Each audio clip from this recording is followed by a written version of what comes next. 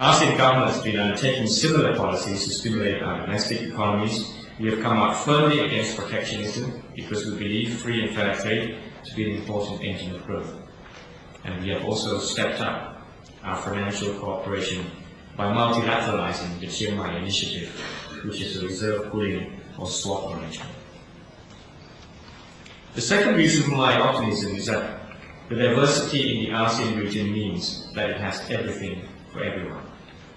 ASEAN comprises nearly 600 million people, which is potentially a very large consumer market. Our diverse cultures and history also make the region an interesting tourism market. And for business, diversity provides that unique opportunity to rationalize production processes. For example, our value-added business services and production could be situated in the more developed member state, whereas the abundant and productive labor force in a less developed economy could help lower production costs and thereby enhance ASEAN's overall competitiveness. The key message here is that each individual ASEAN economy offers unique comparative advantages in a number of sectors. ASEAN has identified 12 priority sectors for integration, each with investment incentives and related packages.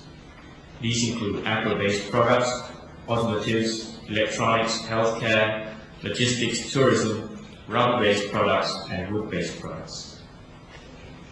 The third reason for my optimism is that ASEAN is located in one of the most dynamic regions in the world, that is Asia. This highly dynamic and resilient regional economic environment will act as a push factor for ASEAN. The focus now will be to make ASEAN ever more responsive to business and the people's needs.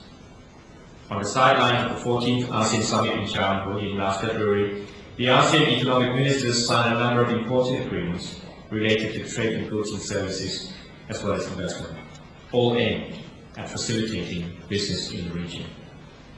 These include the ASEAN Trade in Goods Agreement, which is aimed at enhancing transparency and predictability in the ASEAN legal framework, and the new ASEAN Comprehensive Investment Agreement. Ladies and gentlemen, governments alone cannot rebuild economies and regenerate growth. We need the cooperation of the private sector, civil society, the academic sector, as well as the general public. All of us must commit to take serious action and make tough but necessary decisions. We must be creative in the solutions that we craft, and given that the private sector is the main stakeholder in ASEAN's economic integration, it clearly has a vital role to play. Therefore, let me share with you some ideas on where the private sector could make significant contributions.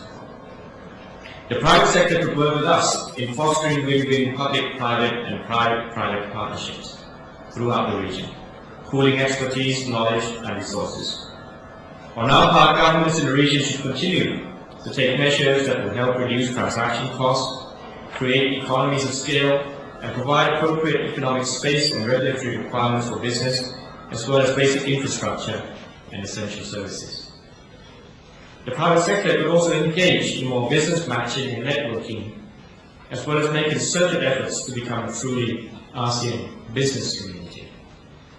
You can also consider reaching out to ASEAN's dialogue partners by using ASEAN's existing free trade agreements with dialogue partners to enhance market access, networks, and partnerships for ASEAN products and services, and to lay the foundations for ASEAN to forge stronger links with other Asian economies and the rest of the world. I urge the private sector to continue to take risks in driving ASEAN economic integration, because there are opportunities to be had. I encourage you to take the lead in helping to restore confidence in the region by sustaining your growth momentum, plan investment and employment.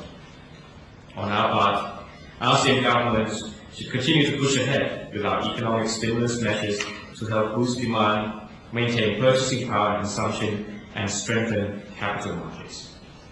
In doing all this, it is crucial that we also modernize our legal systems and put in place credible regulatory frameworks to ensure adequate liquidity for both recovery and sustainable economic growth and development.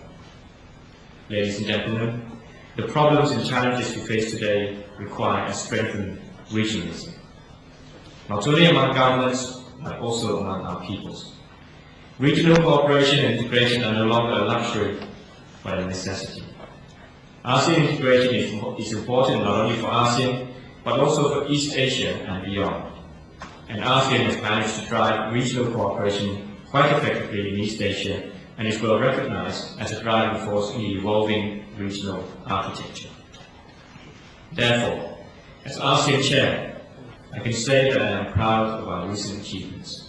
And on this note, I wish to underscore that with a combined market of more than 500 million people, a combined GDP of over $1.5 trillion US, and external trade of over $1.66 trillion US, ASEAN is a force to be reckoned with. Indeed, there are ample trade and investment and other opportunities in ASEAN to be explored and harnessed by all of ASEAN's stakeholders.